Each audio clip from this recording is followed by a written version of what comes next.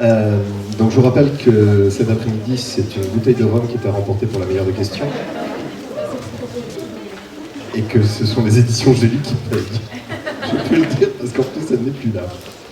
Non, effectivement, ce matin, on a eu une extraordinaire question sur la fin de la mondialisation et la possibilité pour l'édition de chercher une nouvelle voie. Bravo. Je vous donnerai les coordonnées mail de la personne qui doit vous fournir la bouteille de vodka. On va passer à des choses beaucoup plus sérieuses cet après-midi. Autour de la table, 3 personnes pour vous parler du statut de l'auteur.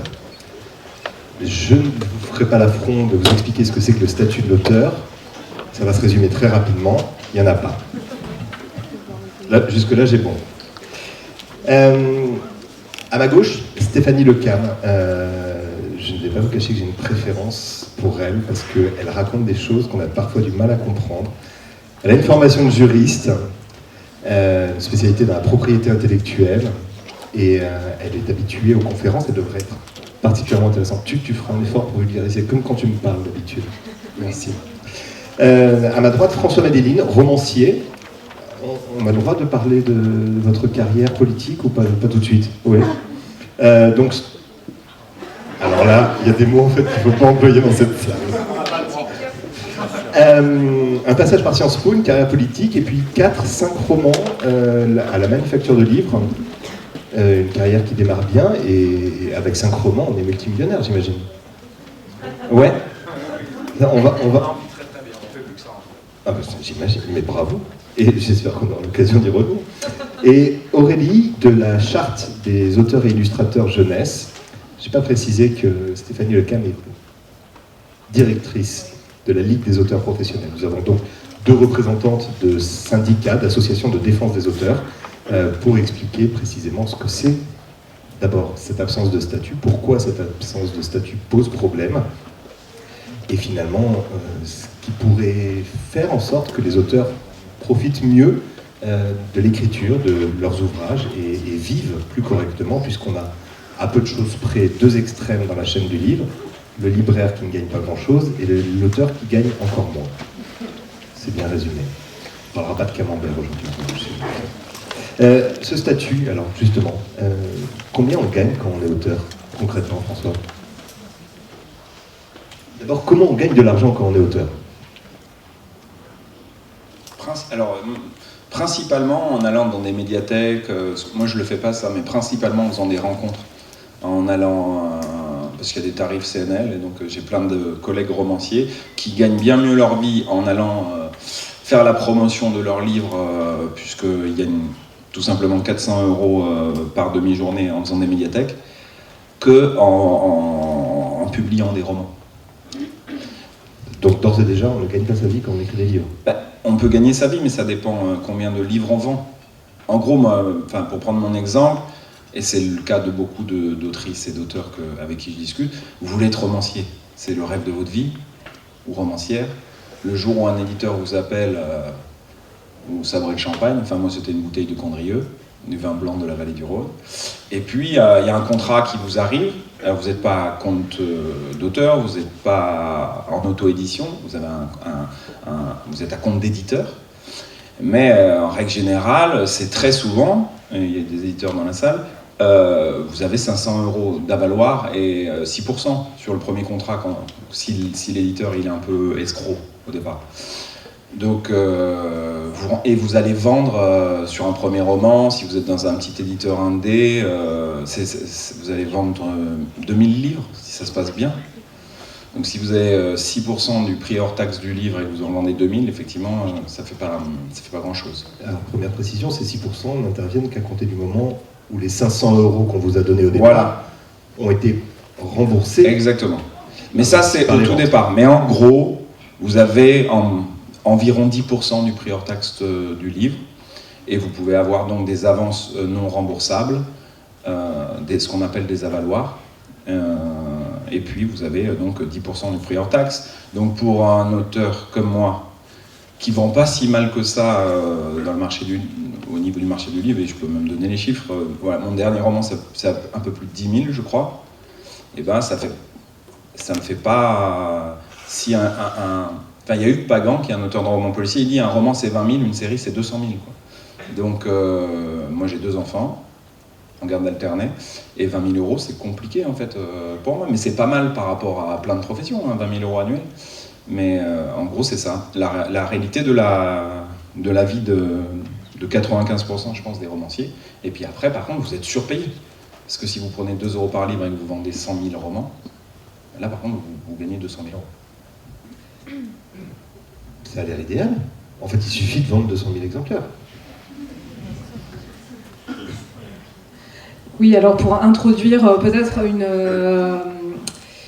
quelques précisions par rapport à ce que tu viens de dire, il faut dire aussi que ces conditions-là ne sont pas forcément les mêmes dans tous les secteurs. Donc c'est vrai qu'en littérature générale, on est en moyenne, selon les chiffres, à 8% un pourcentage de droit de 8% et un avaloir en moyenne de 2 000 euros, hein, c'est les chiffres. Moi je suis romancière jeunesse et c'est vrai que là on est sur des conditions qui sont bien moindres, à savoir 1 000 euros en moyenne d'avaloir et entre 2 à 6% de pourcentage de droit, qui peuvent être d'ailleurs divisés par 2 si les livres sont illustrés, puisqu'on partage avec l'illustrateur. Moi je suis autrice de texte, hein, mais il y a aussi des auteurs d'images. Et le résultat, en fait, c'est qu'il peut y avoir des cas où, pour rembourser un avaloir, en fait, il faut vendre 20 000, 30 000, 40 000 exemplaires, ce qui n'arrive jamais, parce que 40 000 exemplaires, c'est quand même une très très bonne vente. Le résultat de ça, pour ces secteurs particuliers de la littérature, c'est qu'effectivement, les auteurs vivent beaucoup de rencontres, comme tu le disais. C'est particulièrement le cas en jeunesse, puisqu'il y a tout un système de rencontres scolaires, de rencontres en médiathèque qui sont rémunérées et qui représentent en moyenne 45% du revenu des auteurs. Mais c'est vrai qu'avec un livre seul, c'est quand même très très compliqué de se dégager même un SMIC pour l'année. Donc pour vous donner des exemples concrets, moi j'ai des livres qui me rapportent 17 euros par exemplaire vendu. 17 euros. 17 centimes d'euros. Ce serait bien 17 euros, mais... Des beaux livres. Voilà. C'était quoi la question ? Est-ce qu'on peut vivre avec des livres ? Oui, alors donc, du coup, la réponse commence à se dessiner. La réponse... alors si, bien sûr, on peut en vivre, effectivement. Si on en vend beaucoup, c'est possible. Mais c'est vrai que ça représente quand même une proportion vraiment très faible des auteurs du livre. Parce que, en fait, je dirais qu'il y a peut-être... j'ai plus les chiffres en tête, mais... je ne sais pas si toi tu les as, Stéphanie, mais il me semble que c'était 10% des auteurs du livre, même pas, qui atteignaient le seuil de 9 000 euros par an. Et c'est très peu. 9 000 euros de revenus. De revenus. Ça fait déjà... C'est 9 000 bruts. 9 000 bruts en plus, voilà. Ça fait déjà beaucoup d'exemplaires, en fait. Ça fait déjà beaucoup d'exemplaires, sachant que les 9 000 euros comprennent aussi les rencontres en école ou dans les salons qui sont rémunérés. Donc pour info, moi je suis coprésidente d'une organisation qui s'appelle la Charte des auteurs jeunesse, qui est notamment connue dans le milieu parce qu'elle est à l'origine de l'instauration de ce qu'on appelle les tarifs chartes. Les tarifs chartes, qu'est-ce que c'est ? En fait, tout a commencé en l'an de grâce 1974, en Bretagne, il me semble. Une poignée d'auteurs, il me semble qu'ils étaient 4, 3 et demi. Et donc, ils se sont... je crois que c'était pendant un salon où ils avaient été particulièrement maltraités parce que leur transport n'était pas défrayé, qu'ils en avaient un petit peu marre de se déplacer partout dans la France pour faire des rencontres. Et ils se sont dit, tous les 3 ou tous les 4, c'est quand même pas normal qu'on se déplace, qu'on ne soit pas dans nos familles le week-end, qu'on intervienne devant des enfants, qu'on ne soit pas payé pour notre travail, alors que finalement, les enseignants qui sont là, eux, ils sont payés. C'était le raisonnement à l'époque. Et donc, à partir de là, ces quelques auteurs ont commencé peu à peu à se fédérer encore avec d'autres et à faire progresser l'idée qu'il fallait qu'on faisait du travail, que nous, auteurs, on ne vivait pas que d'amour et d'eau fraîche, et que quand on rencontrait des classes, eh ben, il fallait qu'on soit rémunéré. Et ça a mis beaucoup de temps en fait à s'imposer. Hein. C'est vrai qu'au début, ça n'a pas du tout plu dans le milieu, parce que il y avait à l'époque, et c'est toujours le cas, cette vision extrêmement romantique de l'auteur qui veut que en fait, c'est un métier merveilleux et qu'on fait que par passion, et en fait l'argent c'est un peu vulgaire. Donc il y avait cette idée qui était très présente et qui l'est encore toujours un petit peu malheureusement. Donc il a fallu vraiment se battre pour imposer tout ça. Mais pourtant ils y sont parvenus à force de ténacité, et aujourd'hui les tarifs chartes ne sont certes pas consacrés dans la loi ou quoi que ce soit, mais en fait sont globalement respectés. Et pour vous donner une idée des montants, on est environ à 450 € brut de la journée, et 271, ça a changé il n'y a pas très longtemps parce que c'est indexé tous les ans sur le coût de la vie, on est environ à 270 pour une demi-journée de rencontre. Donc on voit que finalement, un auteur qui va faire 10 rencontres ou 20 rencontres par an, en fait finalement ces 9000 il va les atteindre. Ceci dit, pour faire des rencontres, bien entendu, il faut avoir sorti des livres. Voilà. Il faut publier. Mais alors ça veut dire que, Stéphanie, c'est un métier, auteur ? Alors oui, on pourrait partir déjà de cette première question. Là, vos deux témoignages montrent en tout cas qu'il est difficile d'en vivre. À la question, est-ce qu'il est normal qu'il soit difficile de vivre de sa plume, enfin de son travail, de sa plume, il y a une vision très romantique aussi de cette activité. Je crois que la plume a été remplacée par le clavier depuis quelques années. Et c'est exactement ça. C'est une autre question, et sans doute c'est le point de vue. Enfin, en tout cas, on arrive à la certitude aujourd'hui qu'il y a un vrai souci de partage de la valeur. Donc déjà, il y a un souci d'équilibre dans les relations entre les auteurs, leurs co-contractants, que ce soit des éditeurs, que ce soit d'ailleurs aussi des structures qui les accueillent pour faire des interventions. Les rapports de force ne sont pas toujours faciles à gérer. On a en tout cas une logique romantique, comme tu l'as dit Aurélie, qui a la peau dure. Et c'est vrai que dans l'imaginaire collectif, et j'imagine que vous qui êtes ici, vous avez nécessairement toujours eu cette idée qu'il était difficile de vivre de son activité d'auteur, et que sans doute, eh bien, si on n'arrive pas à vivre de son activité d'auteur, il faut faire autre chose, prendre une activité secondaire pour pouvoir remplir le frigo. Ça, c'est le point de départ. C'est-à-dire que c'est une logique très romantique qui s'impose beaucoup aux auteurs et autrices comme une évidence, et donc eh bien, si vous n'arrivez pas à en vivre, faites autre chose. Sauf que quand on s'intéresse un peu plus près à l'économie du livre, on voit que finalement, il y a énormément de demandes, de sollicitations de la part des éditeurs qui vont directement aller chercher les auteurs pour leur demander de réaliser un livre. Cette économie de la commande, elle n'est absolument pas prise en considération. On imagine, nous les auteurs, écrire un livre, moi je dis tout le temps avec cette image, en robe fourreau allongée sur un piano avec une coupe de champ, et puis une fois que le livre est terminé, ils partent à la recherche d'un éditeur. Classique, évidemment, il faut toujours avoir une robe fourreau pour écrire un ouvrage. Mais l'autre image, celle de l'éditeur qui va à la recherche d'un auteur jeunesse pour lui demander d'écrire, je sais pas, un roman sur la grossophobie qui s'adresserait aux 12-14 ans, eh bien, elle existe réellement. Et elle n'est pas prise en considération, si bien qu'on se retrouve avec des rapports nettement déséquilibrés et des auteurs qui sont précarisés de plus en plus. Et c'est là où justement nos organisations professionnelles ont du sens. C'est d'abord de dire que oui, c'est un métier, c'est un travail, et oui, il mérite d'être rémunéré. Et on ne supporte plus l'invisibilisation de ce travail de création, justement. Voilà. François, quand vous avez quitté on peut vous l'ayez définitivement quitté, le secteur politique, vous avez décidé d'écrire, vous avez été refusé, c'est devenu célèbre même, par 2 maisons d'édition avant que la Manufacture des livres vous prenne. Vous aviez une connaissance, quelle qu'elle soit, de ce que c'est qu'être auteur avant de vous lancer dans cette aventure ? Wikipédia dit 2, mais c'est 50. J'étais refusé de partout, j'ai mis 10 ans à trouver un éditeur. Non, j'avais aucune connaissance, et je pense qu'on se retrouve aussi dans cette situation parce que romancier, c'est un job d'enfermement. En fait, on est seul, on travaille seul, on a des amis romanciers, romancières parce qu'on fait des festivals. Et ce qu'on dit depuis tout à l'heure, il y a une réglementation, il y a eu une régulation, mais il n'y a pas eu de régulation sur l'écriture, il y a une régulation sur la promotion de l'écriture. C'est-à-dire qu'il n'y a rien qui est régulé au niveau des... Je sais pas, parce que, pour le coup, les actionnaires sont souvent de droite, mais dans le monde de l'édition, moi je connais beaucoup de gens de gauche avec qui je parle, hein, et vous leur dites un avaloir minimum, oui, une avance minimale, ça pourrait exister ça, comme il y a dans le monde du travail, un salaire minimum. Je ne travaille pas tant qu'en dessous de ça, quoi. Personne n'est pour, personne ne veut de ça.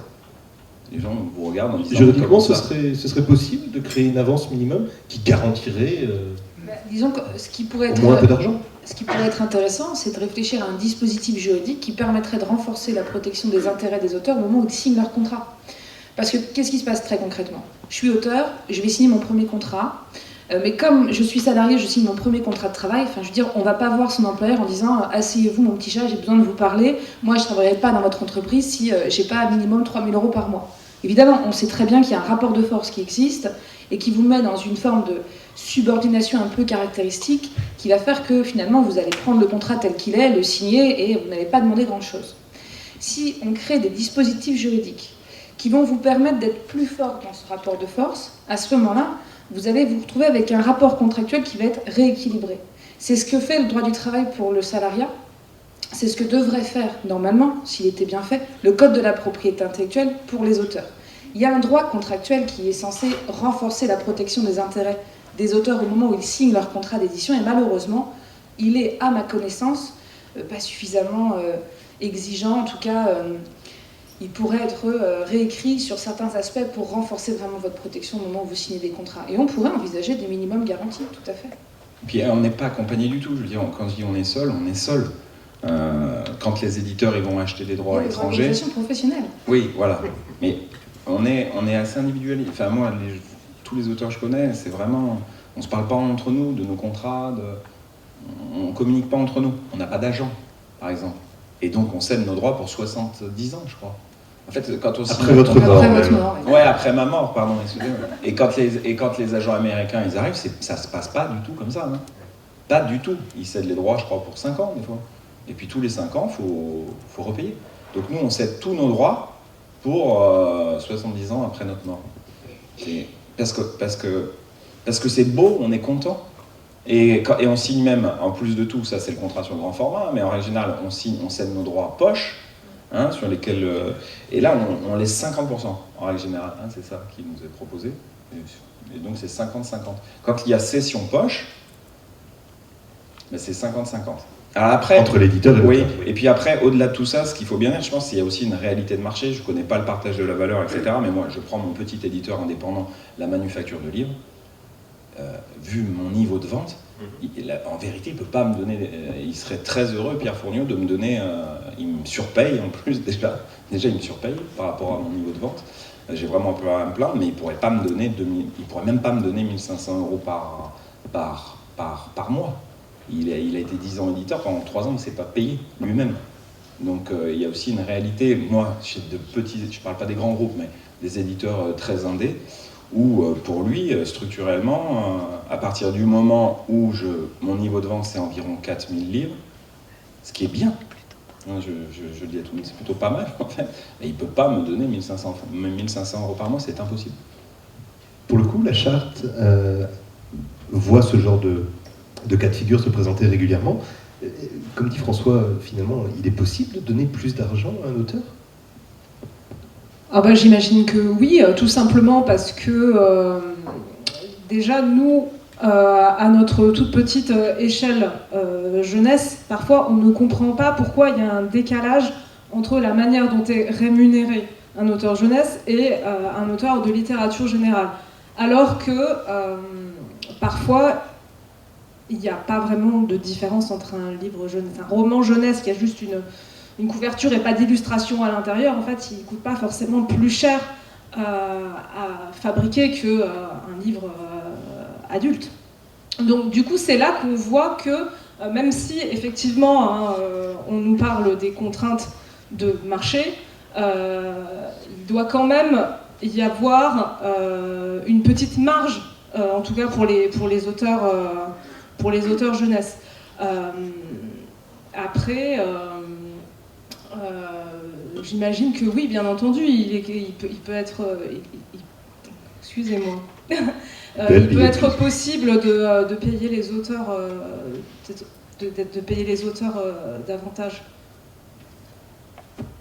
On connaît pourtant le modèle économique de l'édition. Un livre va permettre de financer par sa réussite la publication des 9 autres. Est-ce que ça impliquerait de ne plus faire les 9 autres et de n'en faire plus qu'un pour garantir un meilleur avaloir, des droits plus importants? Quelle est l'option économique qui se pose là? Ce qui est vrai, c'est qu'en fait, on a un problème aujourd'hui de surproduction. Hein. Et c'est vrai que ça, c'est quelque chose qui peut peser dans la balance parce qu'il y a de plus en plus de titres qui sont publiés et que la stratégie éditoriale de beaucoup de maisons d'édition, c'est d'en mettre énormément sur le marché. Ce qui fait que forcément, mécaniquement, même si le nombre de lecteurs, il y a de plus en plus de livres vendus, ça ne suit quand même pas le développement exponentiel du nombre de titres. Donc forcément, pour quelques titres qui fonctionnent très très bien et qui sont des best-sellers, on a de plus en plus d'auteurs qui ont des ventes dites moyennes.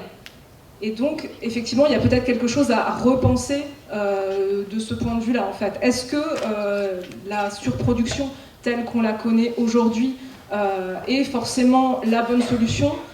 Ce n'est pas certain, puisque en plus, les maisons d'édition, comme elles ont elles-mêmes des moyens limités, elles ont leurs attachés de presse, elles ne peuvent pas forcément assurer correctement la promotion de 300 nouveautés par an. Il y en a vraiment certains qui sont ce qu'on appelle de la chair à office, hein, à savoir tout simplement juste des bouquins qui sont lancés comme ça, qui seront accompagnés. Et donc c'est sûr que les auteurs de ces livres qui ne seront pas accompagnés, eux ne peuvent pas vivre. Donc il y a peut-être quelque chose à repenser sur cette question-là, d'autant plus à une période où les questions de l'écologie se présentent. Donc c'est un peu annexe, hein, mais je pense qu'on est quand même dans une période où, à la fois pour des questions écologiques mais aussi sociales, on doit se poser la question de la stratégie de commercialisation des livres. En fait, on jette des livres en librairie, en point de vente, un peu comme on jetterait des filets. On tire les filets, on espère récupérer un maximum de poissons et on espère vendre un maximum de ces ouvrages. Il y a une manière de protéger les auteurs contre ce fonctionnement? D'abord de les former et de les informer au maximum, parce que la majorité des auteurs et autrices qu'on voit, nous, au quotidien, dans nos permanences juridiques, mais dans nos accompagnements, sont clairement sous-informés. On est censé avoir un droit d'auteur à la française hyper protecteur, mais en fait, en pratique, il est souvent mal appliqué ou pas respecté. Et puis, au-delà de la question de la rémunération, il y a les à côté. C'est-à-dire que quand on est auteur, très souvent, là, ce que je vais dresser, c'est un portrait pas forcément très positif. Mais encore une fois, je pars en tant que juriste. Donc, mon référentiel à moi, c'est de voir que des problèmes tout au long de la journée. Quand on consulte, c'est qu'il y a un problème, en fait. Hein. Donc, c'est comme un psychologue, en fait. Hein. On ne vient pas nous voir quand tout va bien. Et donc, nécessairement, quand on vient nous voir, c'est pour nous dire « Je n'ai pas vu une reddition de compte depuis 5 ans, on ne me paye pas, mon éditeur n'a pas assuré la promotion à mon ouvrage, et puis j'en passe. On me fait porter le prix des frais, le prix des corrections avant le bon à tirer. En tout cas, au-delà de la rémunération, ce sont les conditions qui entourent l'exploitation qui ne sont pas toujours très bonnes pour l'auteur. Donc là-dedans, en fait, effectivement, s'il n'est pas formé, s'il n'est pas informé, il ne peut pas dire tout simplement à son partenaire contractuel que ce qu'il subit n'est pas normal. Il n'existe pas un guide des bonnes manières, quelque chose qui puisse servir... Ricane pas tout de suite, toi. C'est vrai que c'était tellement naturel. Mais oui, bien sûr, j'essaye. Mais voyons, il n'existe pas. Comment se fait-ce? Mais oui. Donc la réponse est donc non. Alors, comment est-ce qu'on l'établit finalement? Et comment est-ce qu'on l'impose? Bon, à titre très personnel, je suis convaincue, comme pour toutes les professions, que les relations individuelles, quand elles sont déséquilibrées, elles sont renforcées par les relations collectives. Ce que vous avez dit à propos du fait d'être isolé est complètement vrai. Les auteurs sont isolés. Il faudrait simplement construire, enfin en tout cas, un droit collectif de façon à pouvoir être plus fort dans ce rapport qui individuellement nous isole et nous tue souvent. Sauf qu'on est dans une dimension là qui globalement n'est pas prise en considération. Les organisations professionnelles ne sont pas tellement reconnues. Elles ne sont pas financées. On essaye avec des poignées de bénévoles courageux, mais généralement pas très longtemps, parce que quand ils voient l'immensité des choses à faire pour sauver ce métier, et bien souvent ils s'épuisent. Je parle au nom, je parle avec mon secrétaire général qui est là, et j'espère qu'il restera motivé encore longtemps pour pouvoir poursuivre sa mission, mais globalement, il n'y a pas cette identité collective forte parce qu'il n'y a pas les moyens pour permettre à cette identité collective forte de protéger les auteurs et autrices individuellement, quoi. Et si je peux compléter, peut-être par rapport à ce que vous avez dit tous les deux, en fait, je pense qu'il y a une vraie volonté en fait, des auteurs d'aller vers le collectif. La création de la Ligue, la création de la charte en sont un témoignage en fait.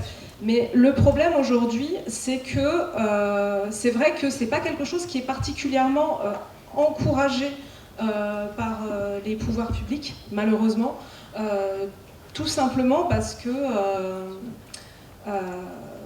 on ne nous reconnaît pas. On ne reconnaît pas qu'on fait un métier et donc qu'on pourrait avoir des syndicats qui, comme pour les travailleurs salariés, seraient en charge de défendre nos intérêts et auraient surtout les moyens pour ça. Parce que c'est vrai que ce que dit Stéphanie est tout à fait vrai. La charte a des salariés, mais elle est animée par un CA qui est entièrement bénévole.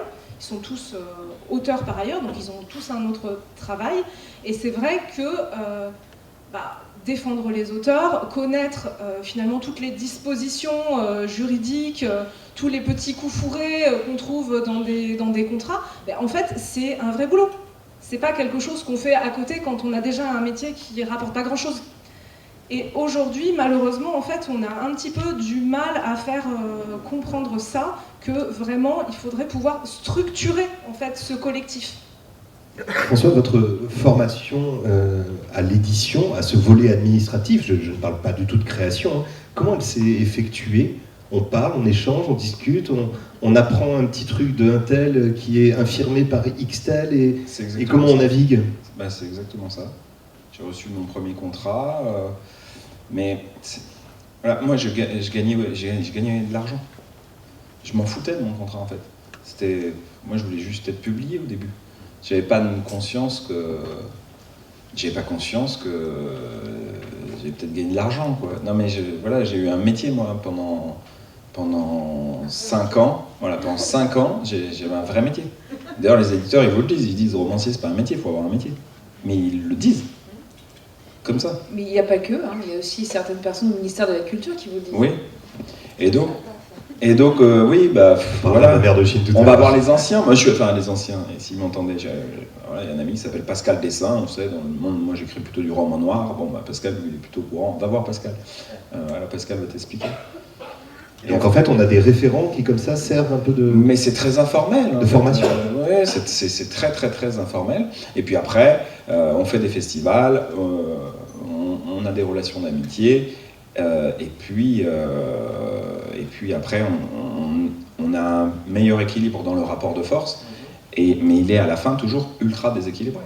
Parce que le plus important par rapport à ce qu'on a dit tout à l'heure, c'est que, il y a des éditeurs dans la salle, mais tout le monde le sait, la valeur du livre, en fait, c'est la diffusion et la distribution. S'il y a de la surproduction, mais c'est fait exprès. C'est pour que les livres soient transportés, et ils veulent transporter. Ils veulent qu'il y ait des camions sur les routes. Puisqu'en fait, on envoie, et c'est très bien pour les libraires, pour leur trésorerie, puisqu'on va leur reprendre leurs livres. Mais je crois qu'ils payent 2 fois le port, quand même. Donc, en gros, on envoie du camion sur les routes, on envoie du camion pour que les livres circulent. Et là, il y a une énorme valeur qui est générée, et c'est quand même des grosses usines à cash, des grands groupes éditoriaux, la distribution. Donc après, et là je crois que c'est 30 ou 40% de la valeur, et tant qu'il n'y aura pas, mais c'est comme dans tous les marchés, tant qu'il n'y aura pas une meilleure répartition de la richesse, on ne sera pas mieux payé. Mais il faut qu'il y ait une démarche collective, il faut qu'on regarde nos contrats, mais après c'est structurel, quoi. C'est que le marché est organisé comme ça, et la valeur, elle ne va pas au producteur originel, premier. Mais comme dans plein de marchés. Hein. Alors c'est par là qu'on va commencer désormais. Est-ce que l'obtention d'un statut permettrait déjà de rééquilibrer cette valeur, cette répartition de ce que produit un livre une fois qu'il est vendu? Mais c'est évident, c'est même la clé. On prend les travailleurs plateformes qui se développent depuis une dizaine d'années avec un niveau de précarité. Qu'est-ce que c'est un travailleur plateforme? Les chauffeurs Uber, les Deliveroo, enfin vous savez, les petits personnages à vélo avec des cubes sur le dos qui vous Ça c'est Mario Bros. Oui, Mario C'est un Bros. romancier, quoi. Ouais. Justement. Qui vous livrent vos sandwichs avec des salaires absolument catastrophiques parce que vous n'avez pas le temps, comme vous êtes en suractivité, d'aller acheter votre sandwich vous-même. Enfin, c'est un peu le problème de ça. On les voit, ils ont été précarisés, complètement isolés, et on s'est rendu compte que c'était par le collectif justement qu'on leur permettrait d'être plus forts. On leur a accordé des élections professionnelles, là c'est en cours d'installation dans notre disposition juridique. C'est en créant un statut. Donc le statut, c'est à la fois un régime social qui tient la route, qui prenne en considération vos singularités. Actuellement, on compte en moyenne à peu près 8 mois pour une autrice. 8 mois, c'est à compter de la naissance de l'enfant pour obtenir ses indemnités maternité. C'est-à-dire que généralement, j'ai vu certaines personnes mais oui, réagir comme ça, mais oui, c'est 8 mois. Pourquoi? Parce qu'en fait, quand vous allez simplement demander vos droits à obtenir des indemnités que vous avez, pour lesquelles vous avez cotisé, donc, comme un professionnel en fait. Donc c'est pour ça qu'on dit souvent, vous cotisez comme des professionnels, pourquoi est-ce que les auteurs ne sont pas pris en considération comme des professionnels? C'est aberrant, il y a un vrai problème de non-recours aux droits sociaux qui fait que... moi, j'ai jamais vu un auteur malade, par exemple. Non pas qu'ils ne sont pas malades, mais c'est simplement qu'ils ne vont pas se mettre en arrêt maladie, parce que c'est peut-être un parcours du combattant. On se dit, non, je le fais pas. Donc un régime social protecteur et puis un statut professionnel, ça veut dire des relations individuelles mieux encadrées et un droit d'être représenté collectivement, parce que c'est plus facile de parler quand on est en groupe. Avec des organisations syndicales financées, des organisations syndicales qui ont vraiment un voix au chapitre au ministère de la Culture. Et peut-être que déjà tout ça commencera par poser un cadre. Si je comprends, il faut une CGT des romanciers, une CFDT des dessinateurs BD et ce genre de choses? C'est ça. C'est ça. Alors après, avec... faisons-le. Pourquoi ça n'est pas le cas? Il y a des organisations syndicales. Simplement, elles sont assez peu mises en avant parce qu'elles ne sont pas... Je pense que le problème, c'est aussi le financement, vraiment. Nos petites structures souhaiteraient vraiment accompagner beaucoup plus encore les auteurs-autrices. Je vous donne des exemples tout bêtes. Dans certains contentieux, les auteurs qui gagnent moins de 9 000 € de droits d'auteur par an ne peuvent pas actionner certains leviers pour, je sais pas moi, aller devant un juge, faire reconnaître leurs droits. Parce que prendre un avocat, c'est tout de suite, c'est tout de suite une somme, j'allais dire, et qui est tout à fait logique parce qu'il y a derrière un travail intellectuel qu'il faut rémunérer. Mais simplement, beaucoup nous disent, non, je ne vais pas aller devant un juge, en fait, tant pis, les sommes astronomiques, l'opportunité de l'action n'existe pas, en fait, en justice. L'action en justice, elle n'a pas de sens en réalité pour eux parce qu'ils vont y perdre, ou en tout cas, ils vont perdre beaucoup de temps et beaucoup d'argent pour faire reconnaître un droit. Donc il faut intervenir en amont, c'est-à-dire faire de la prévention, les informer, mieux les former, les encadrer, et de façon à empêcher le contentieux de naître. Et il y a énormément de litiges en fait. Les relations auteur-éditeur se passent bien, mais elles peuvent aussi parfois mal se passer. Et ça arrive beaucoup plus qu'on croit. Mais on ne parle pas que des trains qui arrivent en retard généralement? C'est si catastrophique que ça? En tout cas, moi ce que je vois dans les contrats, c'est qu'on a de plus en plus de clauses qui sont hallucinantes, avec des cessions de droits globales. Vous cédez tout en fait, c'est-à-dire qu'on vous donne, vous cédez votre droit de traduire en turc alors que l'éditeur n'a même pas eu l'ambition de traduire en turc à un moment donné, mais il va forcément acheter tous les droits pour des raisons qui sont purement économiques et qui sont justifiées par rapport à son propre référentiel à lui. Mais c'est simplement que l'auteur, quand il cède tous ses droits, si ceux-là ne sont pas exploités, il se retrouve sans la possibilité d'obtenir une rémunération contre ces exploitations qui n'auront pas lieu, en fait, tout simplement. Alors, pardon, Aurélie, mais si je comprends bien, donc c'est un statut qui permettrait une couverture sociale, une sécurité sociale plus facile, et puis surtout une capacité à exister contractuellement face à la maison. Mais alors, qu'est-ce qui bloque, en fait, pour que cette chose arrive? Alors, il y a plusieurs choses. Ça semble tellement naturel, en fait, quand on le lit. Il y a tout simplement, pour commencer, j'ai bien aimé ce que tu as dit tout à l'heure sur tes débuts. Quand tu as commencé à signer tes premiers contrats, tu les lisais pas, ou à moitié. C'est une expérience en fait qui se retrouve beaucoup en fait chez tous les auteurs. Hein. Moi, c'est exactement la même chose. J'avais un travail salarié quand j'ai eu mon premier contrat. Bon, les pourcentages n'étaient pas énormes, mais j'étais tellement contente de signer un contrat que je ne me posais pas de questions, et que surtout, en fait, le fait d'avoir un statut, une prise en charge de la sécurité sociale, j'en avais rien à faire, parce que j'étais protégée par ailleurs par la sécu salariée. Et en fait, je pense que pour beaucoup d'auteurs, en fait, on encourage cette vision que c'est pas un vrai métier, d'avoir cette vision aussi très romantique des choses, et c'est souvent un frein pour beaucoup d'auteurs à finalement prendre en main vraiment leur situation contractuelle. Donc ça c'est un premier point. Et ça c'est vraiment très pratique en fait. On ne se rend pas compte à quel point c'est nocif en fait cette vision romantique de l'auteur, parce que on rencontre mais vraiment énormément dans nos professions des gens qui même après 30 ans de carrière ne vont pas lire leur contrat. Et c'est vrai que dans la pratique, en plus, les relations avec les éditeurs se passent bien. D'ailleurs, souvent, les personnes qui travaillent dans les maisons d'édition ne sont pas grassement payées non plus. On parle du livre, etc. Donc, les relations se passent bien. Mais c'est vrai que c'est quand on commence vraiment à regarder le détail des contrats que c'est là que ça commence à coincer. Et malheureusement, on est souvent contraint de le faire au moment où on décide de prendre conscience, de se professionnaliser. De se professionnaliser, exactement. Chercher un mot, je le trouverai tout à l'heure au moment où ce sera plus nécessaire. On décide de se professionnaliser, et là, c'est à ce moment-là qu'on se rend compte que c'est absolument nécessaire d'en savoir plus. Vous aviez une première question? Pour une bouteille de rhum. Est-ce que, en tant qu'auteur, vous pouvez monter un statut d'entreprise justement pour passer par le biais d'une activité salariée, en fait, un peu tricher avec le fonctionnement du Créer une société actionnaire unique ou une SASU, ce genre de choses, c'est possible? Oui, enfin... Est-ce que c'est une solution?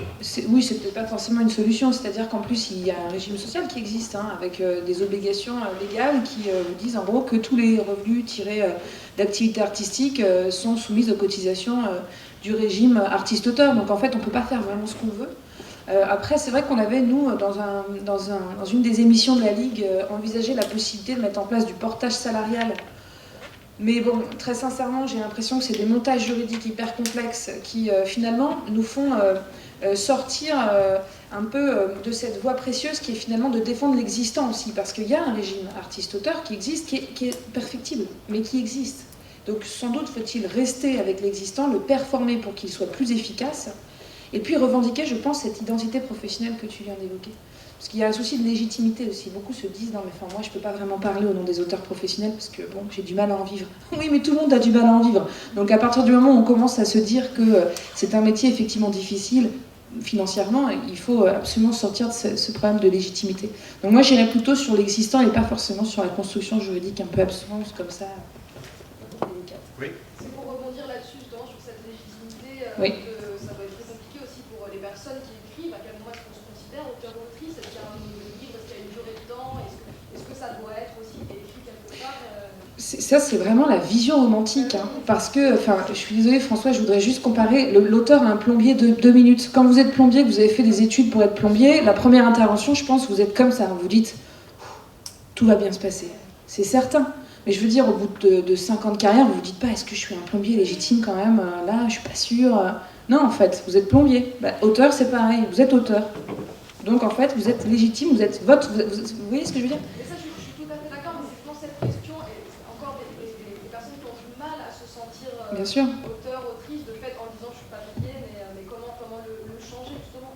Je pense qu'il faut une vision politique forte et simplement d'affirmer que oui, créer, c'est une activité qui peut être une activité professionnelle. Voilà. Bonsoir. Êtes-vous auteur professionnel? Mais déjà... Et qu'est-ce que ça signifie pour vous, en fait? Bah, ça signifie que quand je vais chez le médecin, je suis à la sécurité sociale des auteurs.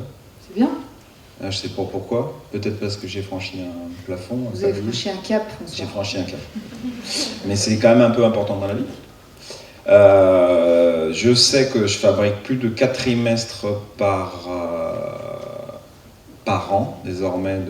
Parce que je crois qu'il faut... Quand vous avez plus de 9000 de droits, l'URSSAF, c'est bon, vous fabriquez 4 trimestres. Il n'y a pas beaucoup de professions où c'est comme ça. Et je leur ai posé la question. Alors, l'URSSAF du Limousin, c'est n'importe quoi. Déjà, on leur écrit à Nanterre. On a dit pas tout de suite. Déjà, on leur écrit à Nanterre. Mais bon, ça s'appelle l'URSSAF du Limousin. Ils m'ont répondu qu'à partir du moment où j'avais plus de 9000, oui, je fabriquais bien mes 4 trimestres. Donc, oui, bah, du coup, je suis un peu auteur professionnel. Et puis après, je me sens auteur parce qu'on y dit beaucoup de mal des éditeurs. Et comme il y a l'une de mes éditrices dans la salle, il faut quand même que je dise un peu de bien avant de sortir d'ici. Non, pour moi, j'ai d'excellents rapports avec mes éditeurs. Enfin, c'est des amis. En fait, il y a aussi ça. En fait, moi, mon éditeur, Pierre Fourniot, c'est celui qui un jour m'a envoyé un message en mettant Fumée blanche immaculée pour la politique du tumulte, qui était mon premier livre, quoi. C'était un peu...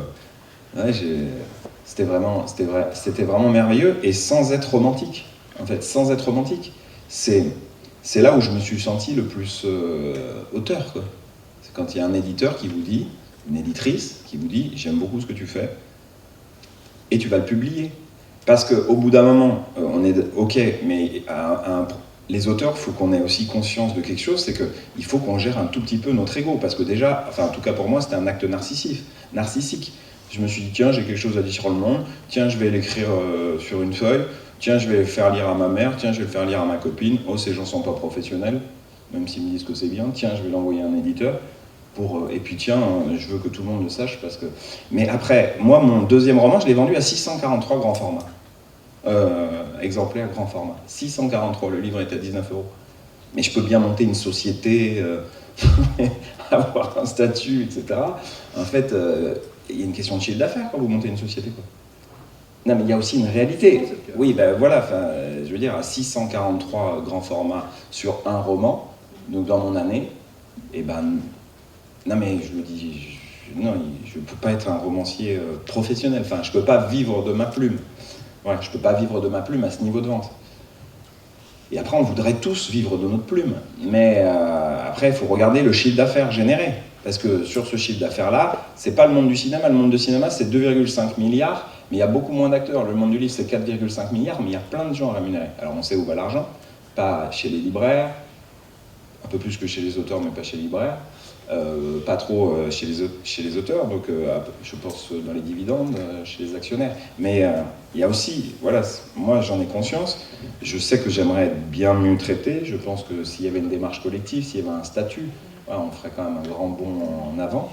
Mais aussi il y a des réalités que, voilà, si vous vendez, voilà, il faut, quand on est auteur, et moi c'était mon cas, donc je le dis, voilà, si vous vendez 500 livres par grand format, bah, vous n'allez pas en vivre. Ça paraît logique. On va revenir sur la question des ventes. Juste, oui, vous vouliez demander... J'avais une question. Tout à l'heure, vous avez dit qu'il y a un problème avec la surproduction. Par exemple, une maison d'édition qui va éditer 300 auteurs. Et donc ça posait un problème parce qu'il fallait les éditer, qu'il fallait sortir et espérer en tirer le maximum de profit. Mais ça veut dire que, par exemple, vous allez voir... vous dites maintenant, j'en fais plus que 150. Ça fait des années que les 150 autres, vous les éditez. Et on vous dit, pour pouvoir mieux payer les autres, on ne vous édite plus. C'est un peu... Alors, il y a peut-être deux choses. La première, c'est qu'il y a des questions de vocabulaire. A priori, on est dans le milieu du livre, donc les mots ont un sens. Le mot de surproduction pose un petit souci éthique, moral, ontologique même. On pourrait parler plutôt de surpublication. Parce qu'en fait, on ne peut pas considérer à vivre dans un territoire démocratique que l'on produirait trop d'œuvres de l'esprit. Ça me semble très compliqué, moi, personnellement. Mais une fois ce point entendu, on parle de surpublication. Oui, qu'est-ce qu'on fait et qu'est-ce qu'on fait de ceux qu'on ne publie pas? Maintenant, il y a une question, un corollaire, c'est qui surpublie? Quelle maison? Et puis si on publie que les auteurs... Quel auteur? est en surpublication. C'est toujours l'autre. Il n'y a plus de prix Nobel de littérature si on publie que les auteurs qui se vendent. Bah, ce qu'on voit, nous, en tout cas, au niveau de la jeunesse, c'est qu'on a un certain nombre d'auteurs qui, pour vivre de leur travail, puisqu'on a quand même un taux particulièrement élevé de gens professionnalisés qui tirent un revenu substantiel de leur activité d'écriture, bah, on voit que beaucoup de gens, en fait, sont contraints de faire 3, 4, 5 livres par an. Donc, ces auteurs-là, on peut se dire, par exemple, que s'ils gagnaient autant en faisant 2 fois moins, je pense que tout le monde s'en porterait mieux. D'autant que il peut y avoir certaines choses. Après, là, on va rentrer dans des critères de jugement esthétique et de goût et de couleur, mais on peut considérer aussi qu'il y a certains livres. Est-ce que 150 bouquins sur je sais pas, c'était sur le yoga, ou je sais pas, qui disent peu ou prou la même chose, c'est nécessaire? Voilà, c'est le genre de questions qu'on peut se poser aussi. Alors, je reviens sur les questions d'argent, puisqu'on est en plein dedans. Ah, pardon. Une question, donc. Ouais, j'ai une question. En fait, depuis tout à l'heure, vous reliez nécessairement la professionnalité d'un auteur et un niveau de revenu.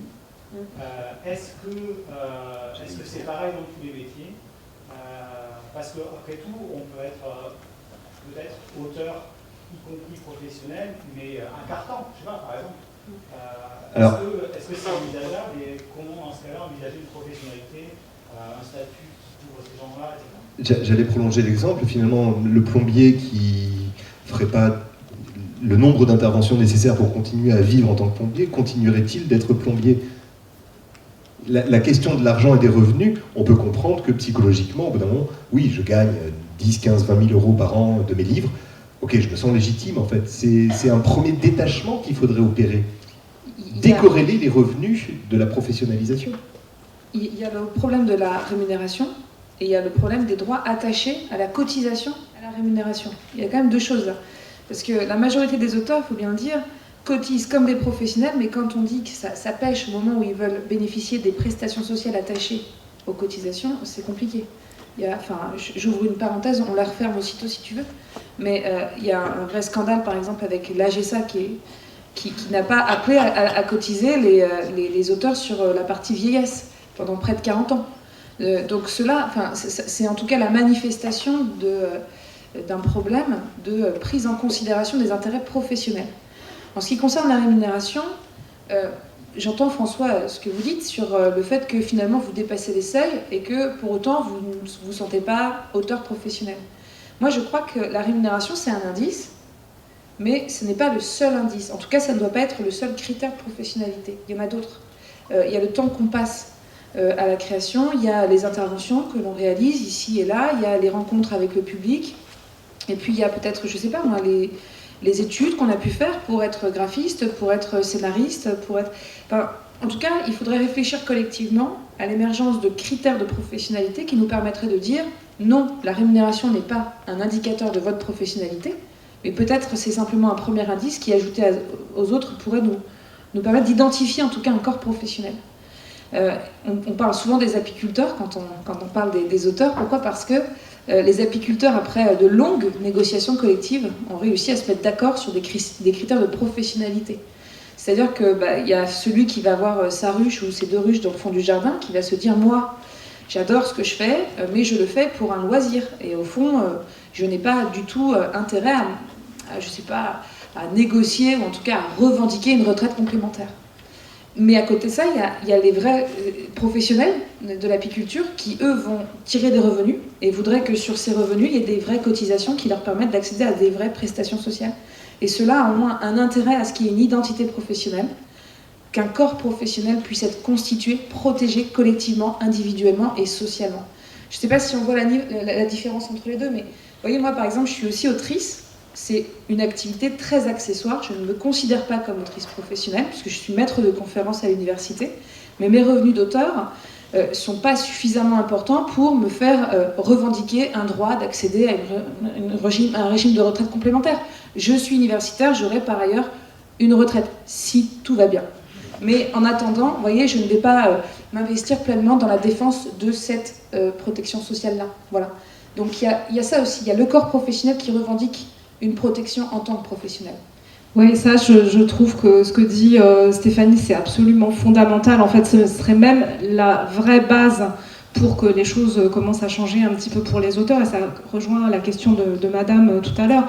En fait, beaucoup d'auteurs n'ont pas l'impression d'être des vrais auteurs parce qu'ils ne vendent pas autant que Marc Lévy, pour caricaturer. Mais en fait, dans les faits, ce qui serait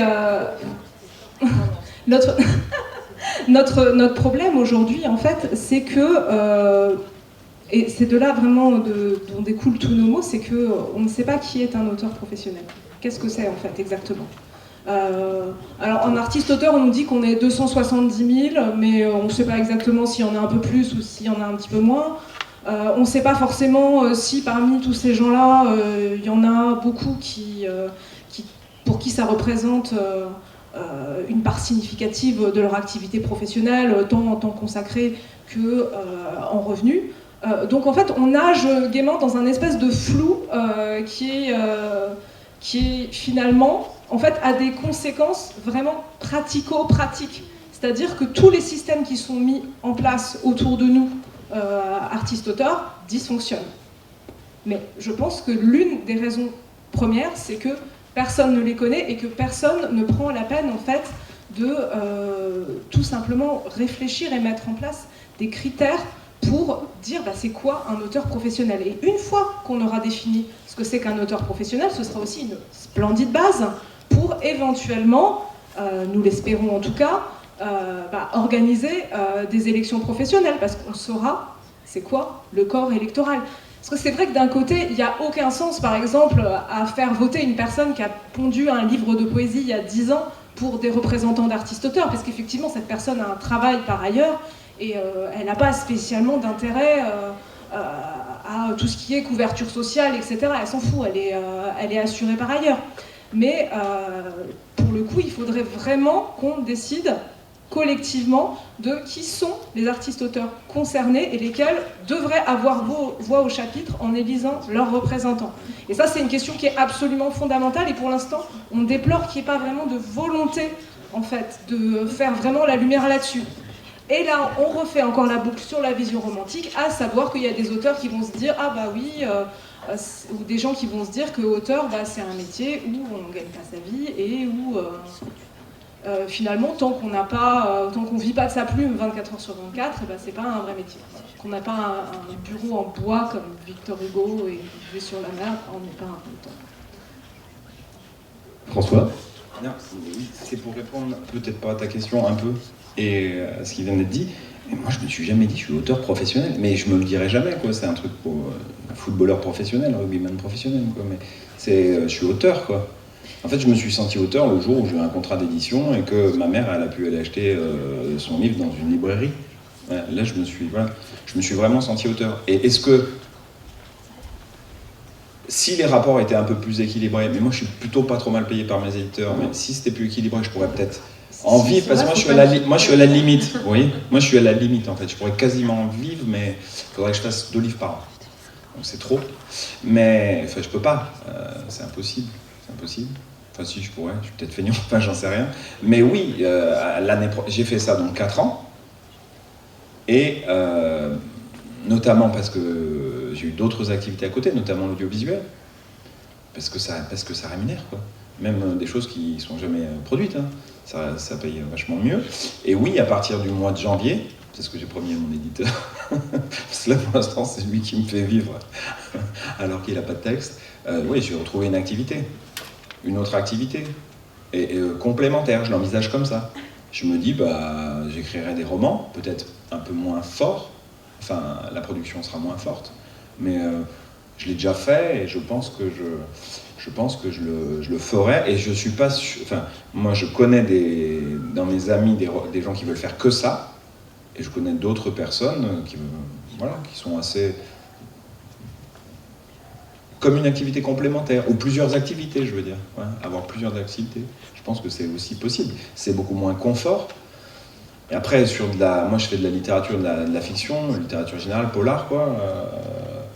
Et j'ai un temps de production qui fait que je peux pas faire 4-5 publications annuelles, c'est impossible, quoi. C'est pas possible pour moi. Donc, la nécessité d'avoir plusieurs activités. D'abord d'observer ces activités, parce que d'un domaine de création à l'autre, il y a peut-être des évolutions. Un romancier et un auteur de BD ne font pas exactement le même travail.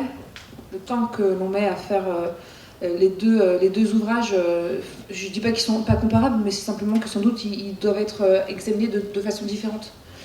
Observer les métiers pour détecter les facteurs d'inégalité, c'est-à-dire qu'en fait, à défaut de statut professionnel, on se retrouve avec une activité qui pourrait demain être réservée à des gens qui ont les moyens d'en faire un loisir. C'est-à-dire qu'on se retrouve par exemple dans le secteur du cinéma avec des scénaristes qui en moyenne mettent 5 ans avant d'être rémunérés, avant d'en vivre.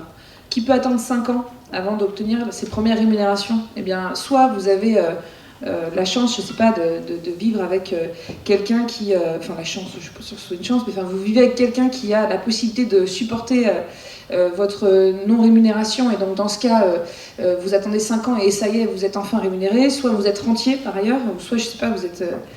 Enfin bref, en tout cas, c'est une activité qui ne peut pas être demain une activité de personnes riches. Si on veut continuer à espérer que la production soit accessible à toutes et tous, que ce soit en fonction de votre sexe, de votre niveau social, de vos origines, en fait, il faut qu'on lutte désespérément pour que cette activité, vous voyez, soit exercée par tout le monde. Et c'est vrai que quand on en parle comme un loisir lettré, évidemment que les organisations professionnelles que l'on défend se crispent un peu, parfois beaucoup. Mais parce que, en fait, ce qu'on veut derrière, c'est juste que notre culture ne se déleste pas de ces quelques couches sociales, quoi. C'est aussi qu'elle représente tout le monde. On a évoqué ce matin brièvement l'auto-édition. Qu'en est-il d'un auteur, d'une autrice auto-éditée? Est-ce qu'il a une possibilité de statut? Est-ce qu'il a une relation différente? Est-ce qu'il a une assurance sociale? Mais oui. Et en fait, depuis peu, depuis le décret du 28 août 2020, les revenus de l'auto-édition peuvent rentrer dans le régime des artistes-auteurs. Donc en fait... Ça c'est une avancée. Ah, c'est une grosse avancée. Premièrement parce que par cette mesure-là, en fait, la création est décorrélée de la diffusion. C'est-à-dire qu'auparavant, en fait, si on considérait que l'auto-édition, ça ne faisait pas partie du revenu des artistes-auteurs, bah, ça voulait dire en fait que seuls les auteurs publiés étaient des vrais auteurs, des vrais artistes-auteurs, pas les autres. Et que donc ça passait nécessairement par leur éditeur. Aujourd'hui, en fait, avec cette disposition du décret, les deux notions sont enfin vraiment décorrélées. Donc ça, c'est une grosse avancée. Sachant qu'en plus, on voit de plus en plus de nouveaux modèles émerger. Il y a beaucoup de gens, en fait, finalement, qui vivent de leur plume en étant auto-édités. Il y a des gens qui font du crowdfunding. Ça aussi, c'est des choses qui peuvent rentrer dans le régime artiste-auteur depuis qu'il y a ce décret qui est sorti. Et donc, oui, aujourd'hui, techniquement, un auteur auto-édité est un vrai auteur, un vrai artiste-auteur. Il a le droit à notre régime. Bon, il paye des cotises, du coup, mais ça, c'est une vraie avancée. Il en payait de toute façon avant, mais par un autre biais. Donc l'auto-édité n'y voit pas forcément quelque chose de très négatif, puisque... Mais c'est plus avantageux quand même, parce que c'est vrai qu'avant, s'il avait une auto-entreprise, quand on est auto-entrepreneur, en fait, on paye grosso modo, si on fait des services, 25% de ses revenus à l'État, mais en fait, on n'a pas énormément de choses en retour. On cotise pas pour sa retraite, je crois qu'on valide ses trimestres, mais on les cotise pas, enfin... alors que pour le régime artiste-auteur est quand même plus intéressant de ce point de vue-là, et on paye moins cher. Donc c'est quand même un truc qui est pas mal. Et encore une fois, symboliquement, c'est important vraiment de reconnaître que un artiste-auteur peut être un artiste-auteur sans diffuseur. La création est décorrélée de la diffusion. L'auto-édition, ça s'est passé comment, François? Parce que vous venez d'avouer comme une confidence, mais je vais la rendre publique. Il ne faut rien dire. Et c'était pour trouver un éditeur. J'étais bête. Vous en êtes servi comme Oui. un panneau publicitaire. Mais c'est comme ça que je l'ai trouvé un peu quand même. Ça m'a permis de faire un peu de bruit, etc.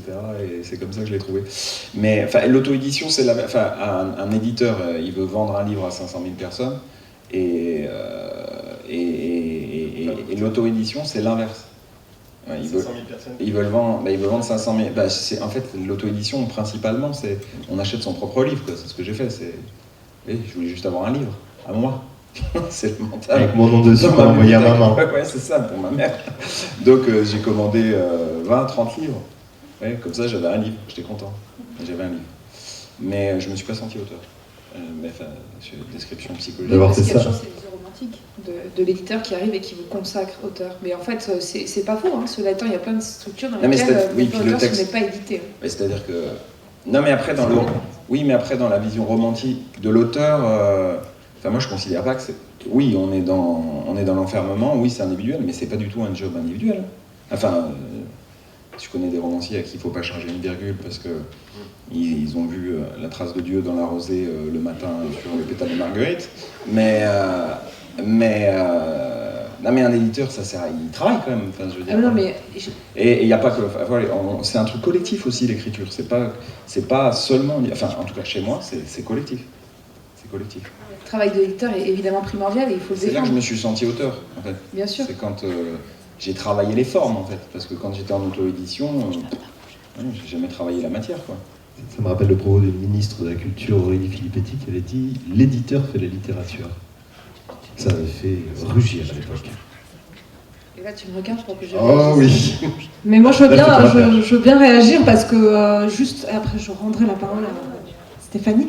Mais non, mais en fait, ce qui est intéressant quand même dans la pratique, c'est qu'on voit des auteurs beaucoup plus professionnalisés parfois dans l'auto-édition que dans la littérature classique, hein, parce que c'est vrai que littérature générale, il y a des gens qui pondent un roman une fois de temps en temps et qui lisent pas leur contrat, etc.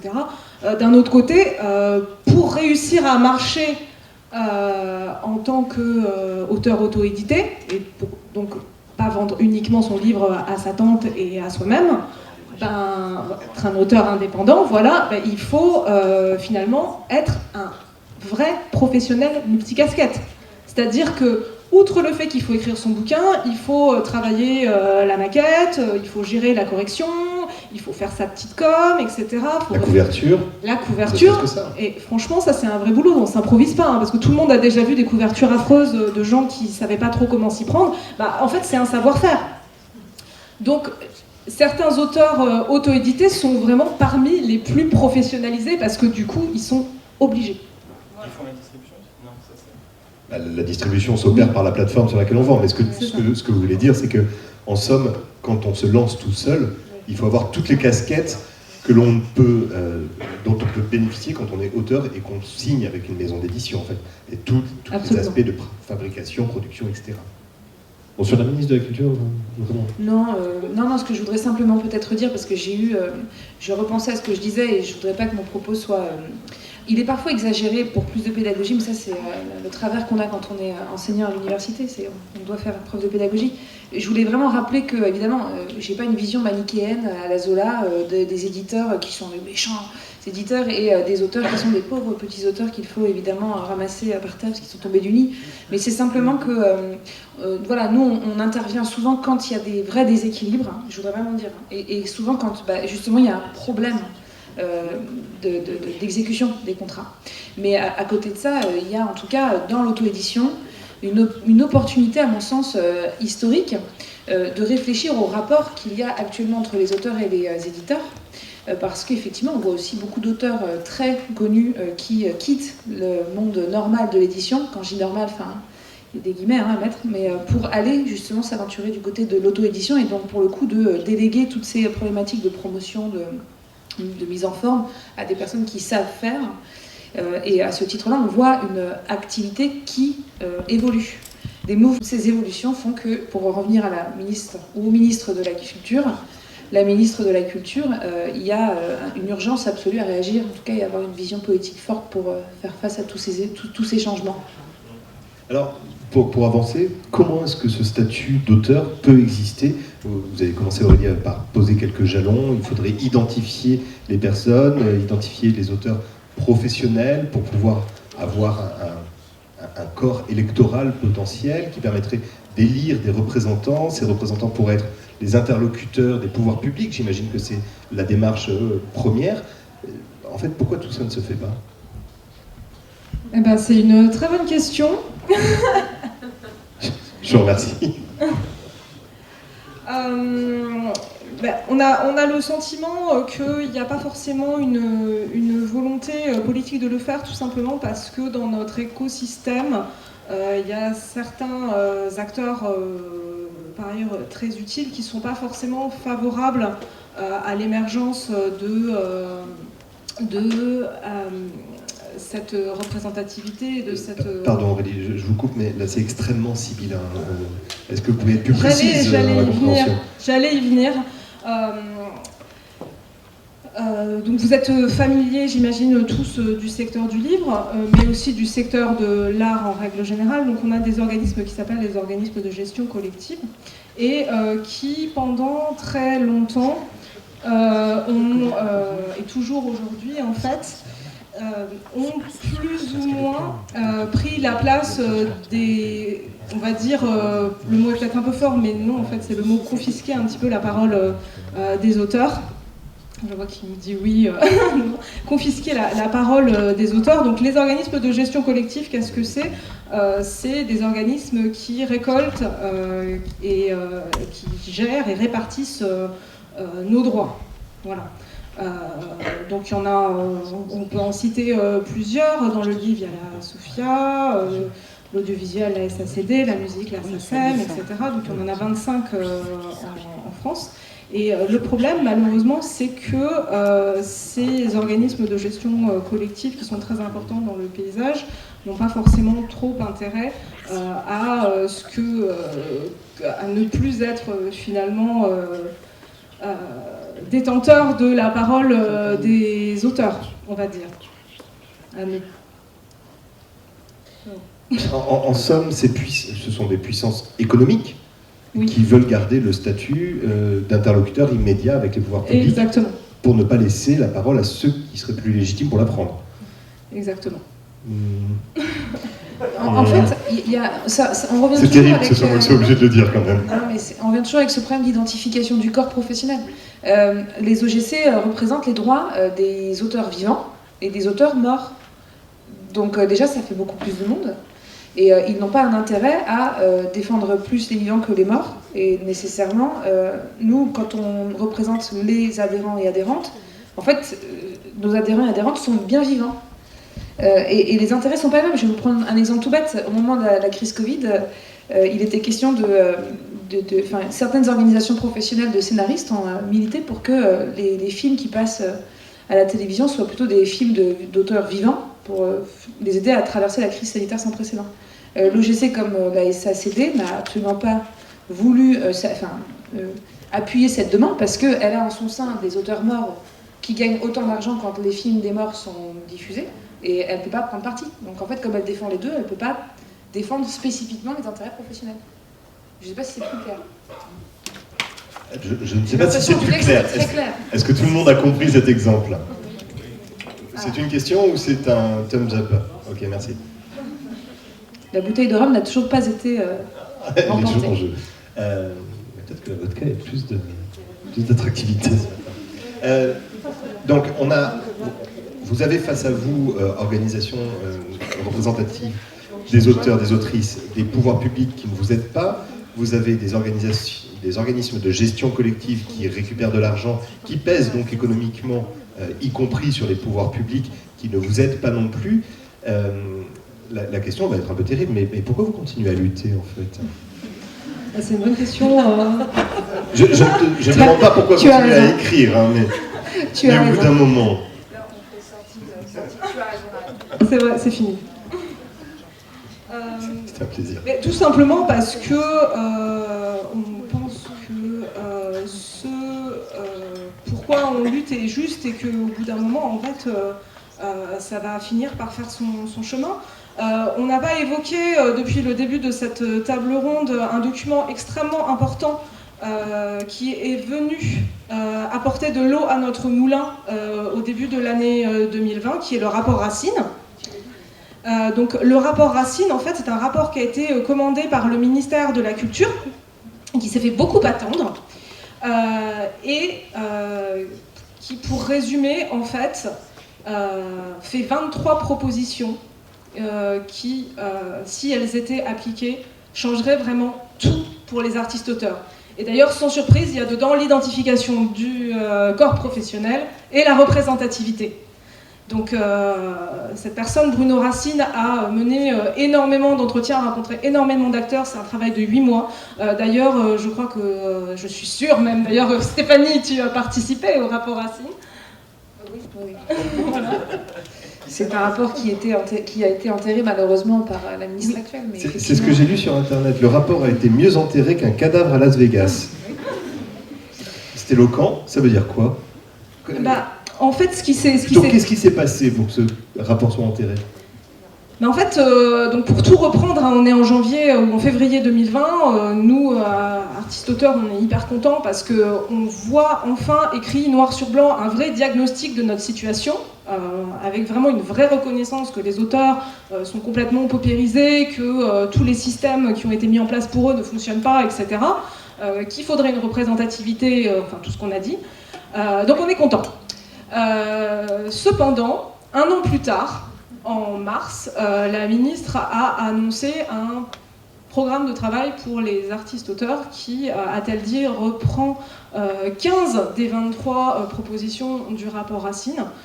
Malheureusement, quand on regarde dans le détail, on est quand même vraiment loin du compte. Le rapport Racine a été assez peu repris, il faut bien le dire.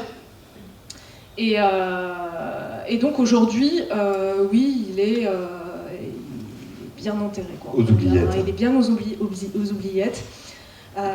Et c'est malheureux. Mais on se dit quand même qu'il existe. C'est quelque chose qui est important, ça aussi, parce que même s'il a été enterré, quelque part, les auteurs ne vont pas oublier ça, en fait. Je veux dire, aujourd'hui, le diagnostic est écrit noir sur blanc, il ne peut plus être ignoré. Sont à nouveau les pouvoirs publics qui ont sanctionné. Vous aviez parlé des OG, des organismes de gestion collective. J'imagine que ces gens-là n'avaient pas vraiment intérêt à ce que le rapport Racine aboutisse à quelque chose. Alors c'est difficile pour moi de me positionner, d'abord parce qu'effectivement j'ai fait partie de l'équipe des experts du rapport, enfin, de Bruno Racine. Donc évidemment je ne peux pas vous dire que ce rapport était à enterrer puisque je l'ai soutenu. Il y avait en tout cas sans doute un manque de vision politique de la ministre actuelle qui est à l'origine de l'enterrement de ce rapport, pour toutes les raisons qu'on évoque. Je crois que notre écosystème est quand même focalisé sur l'exploitation de l'œuvre plutôt que sur la protection du corps de l'auteur. Et les intérêts économiques en jeu sont tels qu'on n'a pas vocation à concentrer l'attention sur le corps de l'auteur. C'est-à-dire que au fond, on parle de droit d'auteur, mais ce n'est pas vraiment un droit d'auteur, c'est plutôt un droit des œuvres. Et les organismes de gestion collective leur rôle, c'est de récupérer les rémunérations tirées de l'exploitation des œuvres et ensuite de les répartir entre les auteurs. Mais si vous voulez, elle focalise l'attention sur l'œuvre et pas sur l'auteur, quoi. Et ce rapport Racine, justement, faisait proposait un changement de paradigme. De focaliser davantage l'attention sur l'auteur plutôt que sur son œuvre. Donc ça impliquait des dispositions juridiques nouvelles qui sans doute ont fait peur par manque de pédagogie. On a par exemple accusé le rapport Racine d'être à la base de vouloir par exemple mettre en place un système de copyright comme aux États-Unis. Alors que c'est pas du tout le cas. Enfin, je veux dire, moi je suis très attachée au droit d'auteur à la française, je dis simplement qu'il dessert en ce moment les intérêts des auteurs parce qu'il est souvent mal appliqué. Mais il n'était pas question de mettre en place un système de copyright, et pour autant, on a ce problème de paradigme. Voilà, il n'a pas été suffisamment défendu au ministère, et puis voilà, il est enterré, mais comme dit Aurélie, il existe, et c'est ça le principal, même s'il est enterré. On sait qu'il existe. Oui, mais c'est important parce que ça plante quand même vraiment, je pense, des graines aussi parmi les artistes-auteurs, même si il y a encore beaucoup d'auteurs qui ont quand même, étant individualistes ou ayant un travail, enfin étant très isolés, c'est ça que je veux dire plutôt, étant très isolés et ayant un travail par ailleurs, ne sont pas forcément au fait de ces questions-là. Je pense que quand même pour une grande partie d'auteurs, ce rapport a quand même permis vraiment de comprendre beaucoup plus de choses, en fait, d'avoir une conscience plus aiguisée finalement de ce qui se passait dans leur secteur et de ce qui pouvait dysfonctionner dans leur secteur et de pourquoi finalement ils vivaient mal aussi. C'était pas juste parce qu'ils étaient nuls et qu'ils vendaient pas assez de livres en fait, parce que ça aussi c'est une idée un peu qui circule beaucoup. Un auteur il vit pas parce qu'il est un peu nul et il a qu'à vendre plus de livres. Bah, non, en fait ça a permis à beaucoup d'auteurs de comprendre que en fait il y avait des trucs structurels qui fonctionnaient pas. Et ça je pense que c'est quelque chose qui en fait va être amené à gagner du terrain. Il y a de plus en plus d'auteurs, je pense, qui vont finir par comprendre bien ces questions-là. Et c'est le rôle aussi de nos organisations en fait. De contribuer à faire en sorte qu'il y ait une meilleure compréhension de tout ça. On peut être nul et vendre énormément de bouquins. Actuellement, on en a un qui truste les meilleures ventes et puis on ne prononce pas son nom. C'est Voldemort. On a failli. Mais non, par rapport à ce que tu dis, c'est vrai, avant d'aller prendre une tisane de laurier rose, parce que c'est de la strychnine et que je pense qu'il faut tout arrêter, là, il faut que j'arrête d'écrire. Non, et en 2012, moi, quand j'ai commencé à être publié, on n'en parlait pas du tout ça. Non, mais je me souviens, moi, il y a une dizaine d'années, le statut de l'auteur entre nous, je pense quand même qu'il y a eu, voilà, avec ce rapport dont on a beaucoup parlé, et je vois qu'on en parle quand même beaucoup plus entre nous et que le sujet est sur la table. Après, peut-être pas à l'agenda politique tout de suite, mais les auteurs ont plus conscience. C'est un plaisir, j'ai pris un abonnement avec vous. Non mais je me posais une question, pourquoi on fait une telle différence de traitement quand d'un côté il y a le ministère de la Culture qui va enterrer ce rapport Racine qui a été tant attendu et de l'autre côté une assemblée qui va accepter à l'unanimité la loi pour le minimum des frais de port, la loi bibliothèque, enfin il y a toujours un tel engouement pour ces lois pour le livre et de l'autre côté, enfin pourquoi cette hypocrisie, pourquoi qui bloque au fond économiquement Je pense qu'il y a un vrai travail de lobbying qui est assez fort. Moi, je le découvre, donc franchement, j'en parle aussi avec peut-être pas suffisamment encore de certitude. Et je vous prie vraiment de bien vouloir m'en excuser parce qu'à l'issue de mon expertise, j'ai décidé de rejoindre la Ligue des auteurs professionnels par militantisme. Ça m'a attristé, cet enterrement du rapport Racine. J'ai voulu comprendre ce qui se passe de l'intérieur, donc j'ai rejoint les camarades de la Ligue des auteurs professionnels et j'ai vu à ce moment-là qu'il était extrêmement difficile de faire porter sa voix. Pour vous dire les choses, le quotidien de la Ligue des auteurs professionnels, c'est un secrétaire général qui est bénévole et qui passe plus de temps en rendez-vous avec des députés à expliquer ce qu'on est en train de vous dire cet après-midi, plutôt qu'à faire son vrai métier qui est celui d'être écrivain, scénariste. Tu veux que je fasse un peu de ta promo ou pas? Non, c'est bon. Non mais voilà, donc rencontrer un député, ça veut dire, enfin ça se fait comment? Bon, vous envoyez un mail, un peu, vous savez pas vraiment comment ça va être. Pour vous donner les choses, on a envoyé des mails à l'ensemble des députés de la commission des affaires culturelles. On a reçu à peu près un tiers de retours positifs. Donc on a rencontré énormément de députés courant septembre. Sur cette vingtaine de rencontres, on va dire que on en a une dizaine qui étaient express, pour dire les choses poliment, et puis les autres étaient peut-être constructives. Et de là, il est né la possibilité pour nous de porter des amendements dans le cadre de cette loi Darcos à laquelle vous faites allusion. Donc finalement, ça a été plus de 90 heures d'entretien pour 2 amendements qui vont être dégagés. Donc quand je vous dis qu'il faut financer les organisations professionnelles, c'est pas voyez, dans un intérêt personnel où je me dis que comme je suis salarié d'une organisation syndicale, je vais pouvoir enfin offrir la piscine et le spa à mon conjoint et mes enfants. C'est pas du tout ça. C'est juste parce qu'en fait, l'urgence absolue, c'est qu'on puisse être en mesure de recruter des forces vives, qui soient à la fois techniciens, parce qu'il y a des problèmes de fiscalité, vous imaginez pas, qui soit capable de comprendre quelque chose au régime social, qui soit capable de communiquer, d'informer, de former, de faire prendre connaissance de toutes ces problématiques-là aux auteurs et autrices, et surtout de faire un vrai lobbying en fait. D'aller voir les députés, de leur expliquer ce qui se passe dans la vraie vie, dans la vie d'un auteur, parce que les députés pensent que les auteurs sont comme François en robe fourreau allongés sur des pianos à écrire à longueur de temps en fait. Donc il y a un vrai travail de communication à faire. Donc on le fait avec des petites mains.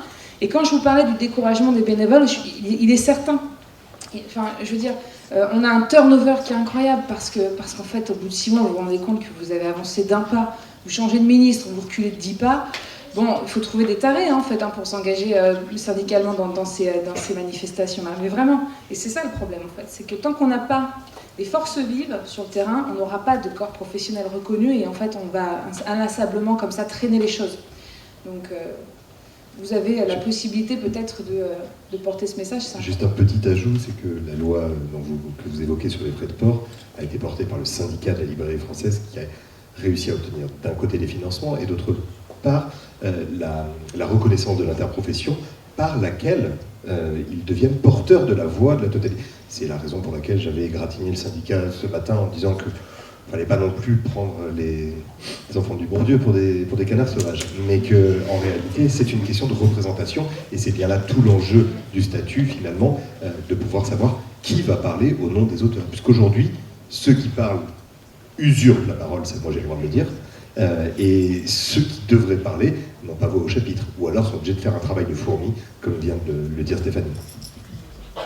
Je me doutais que ça. Non, mais juste pour. Société happening, coupez la caméra. Pour que tout le monde comprenne bien un petit peu la différence qu'il y a.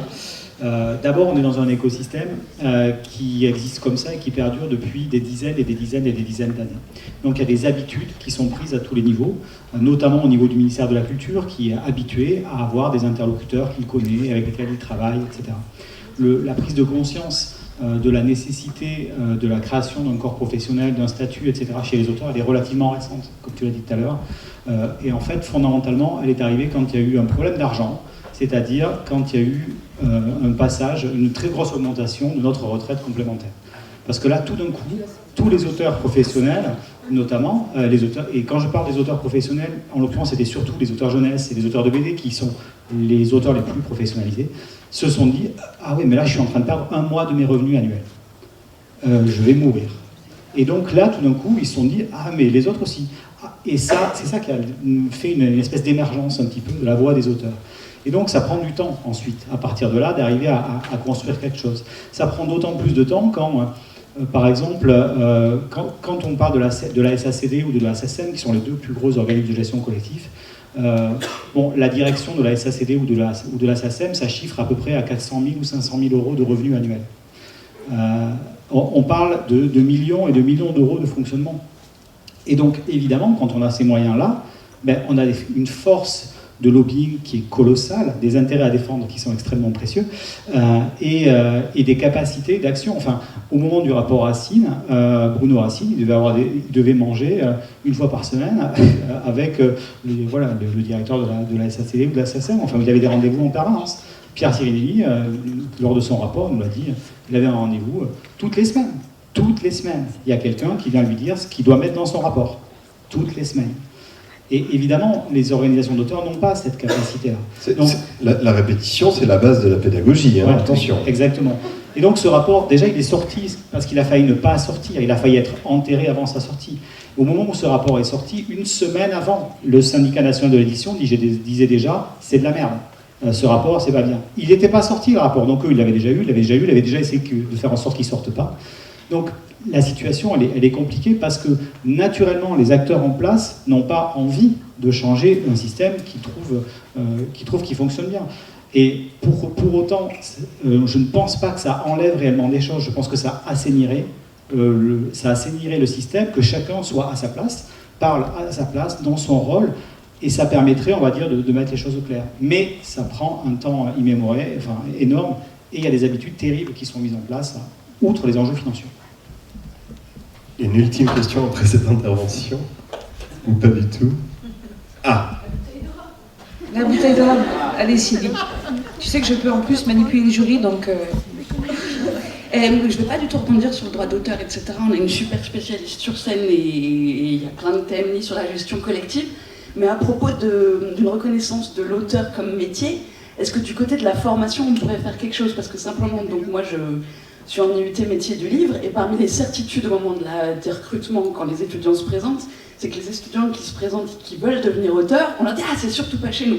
Nous, c'est éditeur, libraire, bibliothécaire, et pas auteur. Donc est-ce que du côté de la formation ou des diplômes, on pourrait faire quelque chose pour la reconnaissance? Ça, c'est excellent parce que, moi, je suis à Rennes 2, comme tu le sais, et à Rennes 2, il y a des masters qui préparent les étudiants au métier de l'écriture au sens large. Donc, ça peut être aussi, par exemple, dans une écriture institutionnelle. En tout cas, voilà, il y a des formations qui existent. La formation au métier, mais la formation aux questions sociales, aux questions fiscales. Comment est-ce que je déclare des revenus tirés de l'exploitation de mon œuvre? Comment je déclare des revenus tirés d'une intervention scolaire? Enfin, ça, c'est des questions quand même fondamentales. La majorité des gens, ils sortent de leurs études, ils ne savent même pas quelles sont les déclarations préalables à l'exercice d'une activité. Est-ce que je dois passer par l'URSSAF? On m'a parlé de l'URSSAF Limousin. Enfin, bref, c'est un véritable capharnaüm. Donc, je pense qu'en effet, la formation, elle est indispensable. Et puis, j'ajouterais aussi, parce que j'interviens, moi, beaucoup auprès des jeunes comme vous qui se préparent à ces métiers, c'est aussi de leur faire acquérir dès le départ une conscience professionnelle.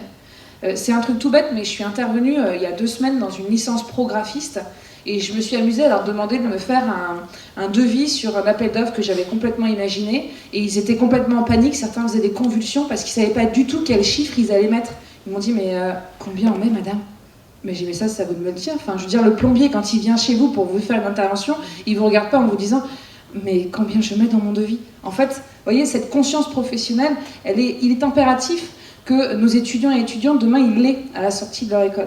Donc il y a vraiment un travail de formation. Ça, c'est primordial.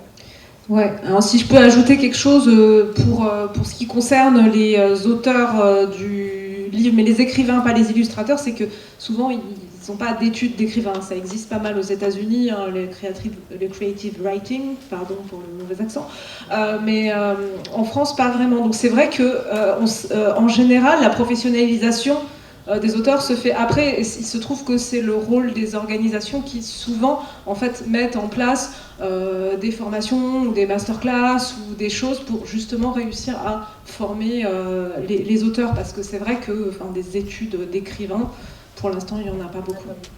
Sinon, il y a des masterclass du Figaro. Oui, ouais, bah oui. Alors après, nous, on propose aussi des ateliers de formation. N'hésitez pas aussi à nous renseigner. Par exemple, on fait un atelier sur la négociation de contrat. Et souvent, au bout de 30 minutes, on se découvre et les auteurs nous disent « Ah bon, mais parce qu'on peut négocier son contrat ?» Oui, ce n'est pas un contrat d'adhésion en toute logique. On peut éventuellement essayer d'aller chercher ici et là, modifier les choses. Donc c'est par la formation que tout va avancer. Je crois qu'il y a quelqu'un qui l'a... Alors, je suis en train de faire ton travail, là. Oui, mais est-ce qu'on a le temps? Ouais, normalement, on l'a pas. Bon, on va le prendre. C'est pas une question, c'est juste parce que moi j'aurais être écrivain et du coup j'ai fait des recherches et en fait il commence à y avoir des formations qui émergent pour devenir écrivain. Il y a un master 2 et un master 1 et 2 à Limoges qui s'appelle création littéraire. Tout est à Limoges. Il y a une licence 3 à Bordeaux-Montaigne qui s'appelle métier du livre et intermédialité et qui forme métier de l'écrit et intermédialité qui forme au métier du livre et de l'écrit. Donc on retrouve écrivain et j'ai vu Rennes 2, mais j'ai vu que c'était plus cinéma et j'ai vu dans région parisienne aussi, mais c'est pas un peu évident. Ouais, effectivement, c'est quelque chose qui existe à la marge, mais qui est encore neuf. Mais qui sait, peut-être dans 10 ans ou 15 ans, ce sera vraiment institutionnalisé. Et là, il faudra faire des belles formations sur l'URSSAF et le système social. Youhou! Aurélie, François, Stéphanie, merci beaucoup pour vos apports et vos commentaires.